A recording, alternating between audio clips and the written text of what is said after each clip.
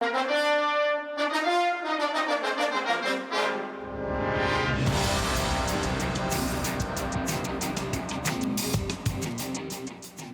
everyone, and welcome to a New Year's edition of Nittany Game Week. I'm Todd Sadowski. Modifications necessary in the ever-changing sports world, and it's also a holiday week. So we figured, why not give Jay and Tom a little break, save some miles on the car, and do this week's show virtually. Hey, Happy New Year, fellas.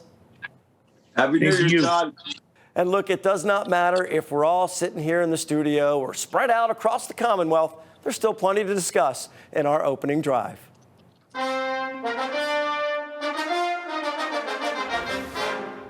Let's start with the number of players opting out of the Outback. Adding up on both sides, we'll show you a video of Jahan Dotson, Jaquan Brisker, Arnold Ebiketie. Significant number of big contributors not suiting up. A chance for others to step up in a big game, Jay.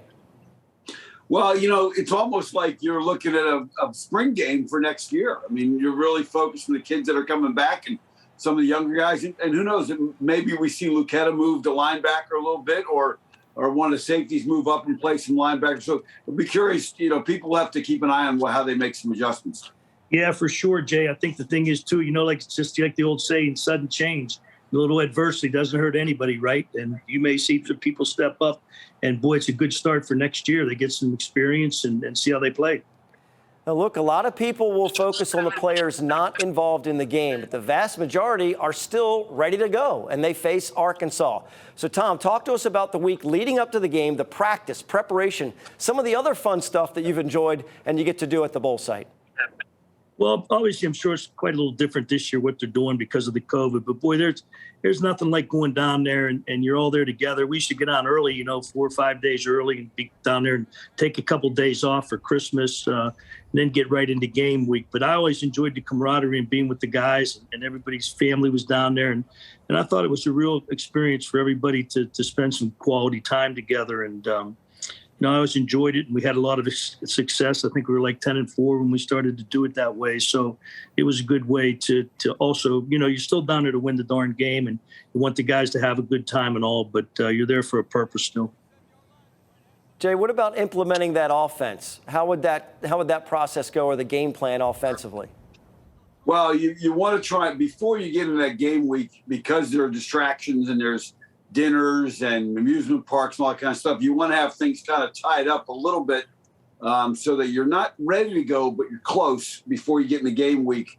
And then once game week starts, you just throw a couple of wrinkles at them here and there so they don't get bored and that they're still paying attention to meetings because there's a couple changes. And that's really the biggest thing you got to do. And for the guys, for the Nittany Lions, for the Outback Bowl just ahead, they're all say they're ready to go. Yeah, you know, it's an opportunity for them to, you know, gain more experience, you know, get some game reps. You know, they've been preparing well throughout the whole season, so I'm looking forward to a bunch of guys. Well, let's talk about what's trending for a second. Penn State only 2-5 in their final 7 games. They were reeling down the stretch. Meanwhile, the 21st-ranked Razorbacks get their act together in late autumn in order to buck the trend. Jay and Tom, you say the Nittany Lions, they have to find the right balance.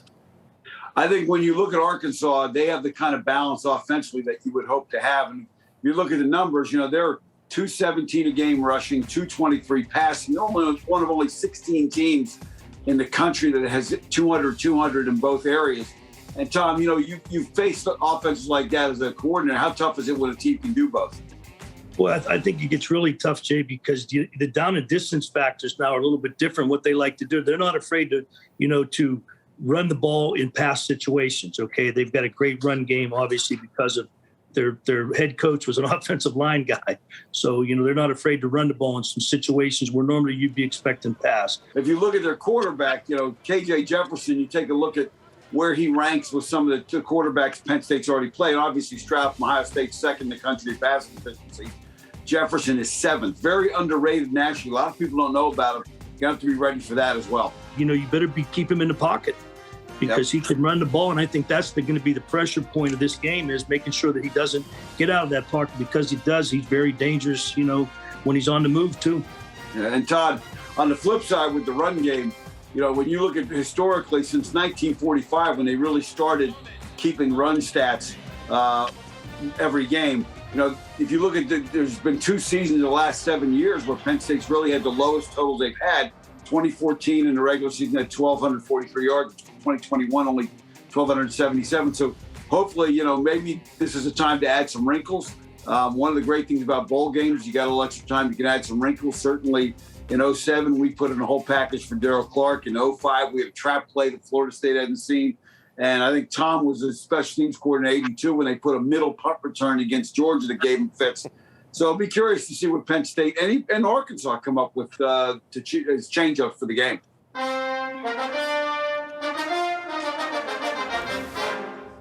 Well, for this week's Scrap Metal, Tom, we stick with the blue and white, but honor someone from a different sport.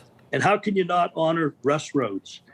The head women's volleyball coach at Penn State ended up with 1,309 wins, 218 losses. He's got the highest winning percentage of any Penn State athletic coach in history.